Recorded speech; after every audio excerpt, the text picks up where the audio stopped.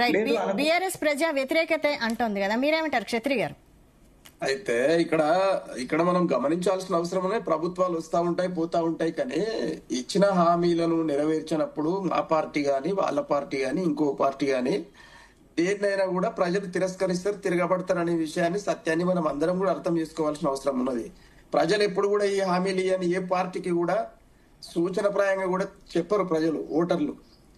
కానీ వాళ్ళ మానసికతకు ఏ పార్టీ అయితే దగ్గరగా ఉంటుందో ఆ పరిస్థితులకు అనుకూలంగా వాళ్ళ సమస్యల పరిష్కారకర్తగా ఈ పార్టీ అయితే బాగా పనిచేస్తుంది అన్నప్పుడు ఆ పార్టీకి ఓట్లేస్తారు.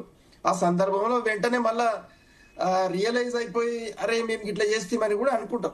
అది దాంట్లో అది సహజం. అది అయితే ఇక్కడ మనకు ఈ సందర్భంలో మనము ఆలోచన చేయాల్సిన విషయాలు ఏంటి అంటే, ఈరోజు రేషన్ కార్డును మీరు అడ్డం పెట్టి బీఆర్ఎస్ పార్టీ పరిపాలనలో రేషన్ కార్డులు ఇవ్వలేదు అనే మాట అన్నారు. బీఆర్ఎస్ పార్టీ పరిపాలన వచ్చే వరకే 72 లక్షల రేషన్ కార్డులు అప్పటికే ఉన్నాయి. మా పరిపాలనలో 6 నుండి 8 లక్షల రేషన్ కార్డులు ఇష్యూ జరిగినాయి. ఇది మీరు చెక్ చేసుకోవాల్సిన అవసరం ఉంది. అంటే మొత్తం దాదాపు 82 లక్షల రేషన్ కార్డులు ఉన్నట్టు ప్రస్తుతానికి.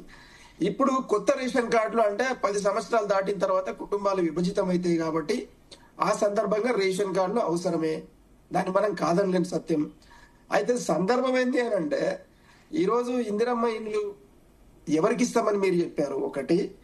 రెండవది, ఇందిరమ్మ ఇండ్లు జాగలు ఇచ్చుకుంటూ ఆ ఇల్లుకు ప్రతి ఇల్లుకు 5 లక్షల రూపాయలు ఇస్తామని హామీ ఇచ్చిండ్రు, మీరు బాగుంది. అయితే వెరిఫికేషన్ మీరు సర్వే చేసేటప్పుడు వెరిఫికేషన్ లో మరి మొదటిసారి సర్వే చేశారు, దేనికి చేశారు? ప్రజాపాలన సర్వే మీరు చేసిండ్రు, దేనికి చేశారు? ఆల్రెడీ మొత్తం డేటా మీ దగ్గర ఉన్నది కదా. అంతకుముందే మా పార్టీ చేసినటువంటి సర్వేలు కోకొల్లలు ఉన్నాయి, మొత్తం సమగ్ర కుటుంబ సర్వే రిపోర్ట్స్ ఆల్రెడీ ఉన్నాయి.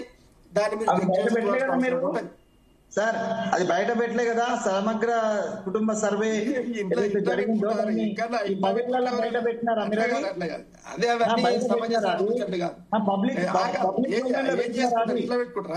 విజయవాడ గారు, మీరు సమగ్ర కుటుంబ సర్వే ఒక్కరోజు ఫిబ్రవరి అంటే ఆగస్ట్ 19 అనుకుంటా, as per my knowledge August 19, 2014 లో ఒక్కరోజు సర్వే చేసినారు. ప్రపంచంలోనే ఒక అద్భుతమైనటువంటి ఈవెంట్ గా దాన్ని చేసినారు. దాని యొక్క వివరాలను పబ్లిక్ డొమైన్ లో మీరు పెట్టినారా 10 ఏళ్లలో? 100%. ఎందుకంటే ప్రజాధనము తోటి చేసే ప్రతి పని ప్రభుత్వానికి చెప్పాల్సి వస్తుంది, పెట్టాల్సి వస్తుంది.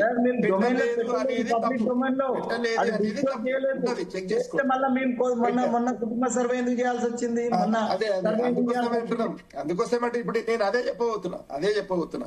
కులగణన పేరుతోటి సర్వే చేసిన పార్టీ దీనికి సంబంధం లేదన్న, ఒకటి మీరు చేసుకోవాలా.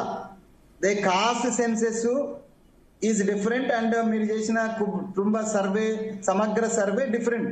సమగ్ర సర్వేకి సంబంధించి 10 ఏళ్లలో ఎన్నడూ కూడా దాని యొక్క డీటెయిల్స్ ని బయట పెట్టలేదు ఈ కేసీఆర్ గారి ప్రభుత్వం.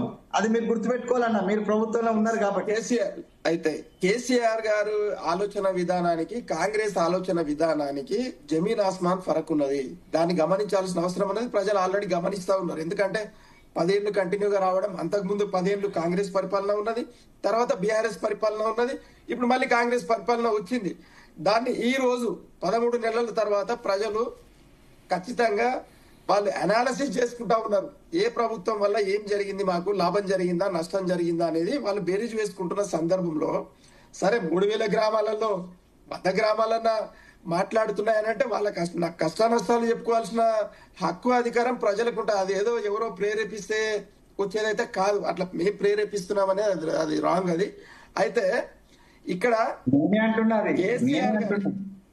కేసీఆర్ గారి పరిపాలనలో ఉన్నటువంటి మంచి ప్రణాళిక అంటే ఏదన్నా కానీ, సంక్షేమ పథకాలు కానీ, అభివృద్ధి పథకాలు కానీ, అయితే ఆ దాన్ని తుడిచేసి రేవంత్ రెడ్డి గారి పరిపాలనలో ఆయన మార్కు పరిపాలన రావాలని గత ఈ సంవత్సర కాలం నుండి కొత్త ప్రణాళికల గురించి వాళ్ళు ఆలోచన చేస్తూ మరి సమయాన్ని వృధా చేస్తున్నారు. కానీ మీరు హామీలు ఇచ్చారు, హామీలను ఏ విధంగా అమలు చేయాలనే కనీస ఆలోచన కూడా మీ దగ్గర లేకపోవడం వల్ల ఈ రోజు ప్రజలు తిరస్కరిస్తున్నారనే విషయాన్ని మీరు గమనిస్తలేరు ఆ ముచ్చట. అంటే ఈరోజు మీరు చూడండి, ఆరోగ్యశ్రీ ఉంది. ఆరోగ్యశ్రీ ఈ రోజు మొత్తం బైకాట్ చేసినాయి, హాస్పిటల్స్ అన్ని బైకాట్ చేసినాయి. 10 నుండి 15 రోజుల నుండి బిల్లు చెల్లింపు కాలేదని చెప్పేసి బైకాట్ చేసినాయి. ఈ రోజు వైద్య వ్యవస్థ మరి ఈ రోజు బజార్ ఇట్లా మీ టైంలో ఎన్నిసార్లు బైకౌట్ చేసి ఎన్నిసార్లు రీఇన్స్టేట్ చేసినారు? మీ టైంలో 10 ఏళ్లలో ఎన్నిసార్లు బైకౌట్ చేసి ఎన్నిసార్లు రీఇన్స్టేట్ చేసినారు? అదేనండి. అరే కట్టనప్పుడు ఎవరైనా బైకాట్ చేస్తారు. వినండి, కట్టనప్పుడు నేను ఇప్పుడు అందు గురించి నేను పక్షపాత ధోరణితోటి నేనేం మాట్లాడట్లేదు, నేను ఉన్న విషయాలే మాట్లాడుతూ ఉన్నా. అయితే ఈ రోజు బైకాట్ చేసిండ్రు.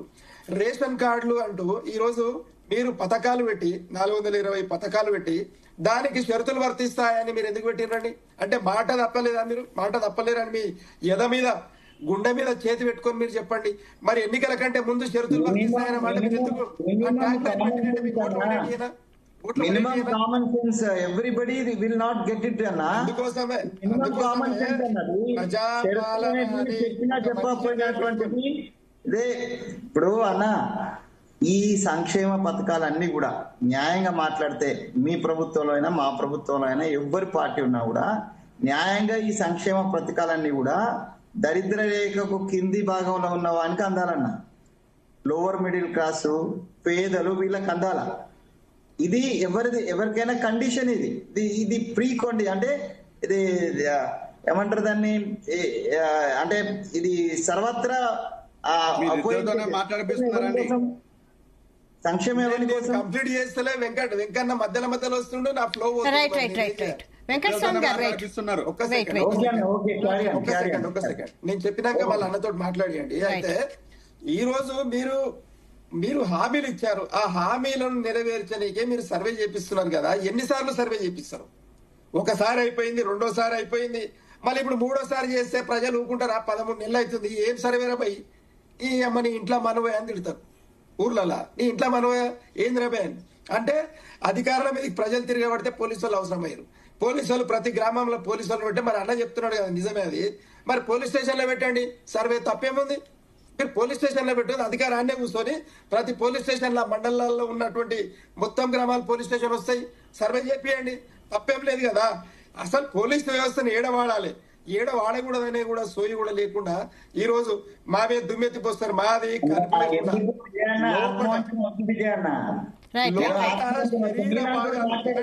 లోపల శరీర భాగాలు అడ్మినిస్ట్రేషన్ లో పోలీసు రాజ్యం అంటే కేసీఆర్ రాజ్యం. కేసీఆర్ రాజ్యం ఎందుకన్నా ఎందుకు ఆత్మవంచన చేసుకుంటారు మీరు? అట్లా కాదే, పోలీసు వ్యవస్థను ఏడబెట్టాల గాడబెట్టి మీరు సమగ్రంగా ప్రజలకు ఏం చేయాలో చెయ్యండి. 13 నెలల కాలం అవుతా ఉన్నది. కేసీఆర్ గారు చేసిన ఒక మంచి పని ఏంటంటే ఆయన వివక్ష ఎక్కడ చూపెట్టారు.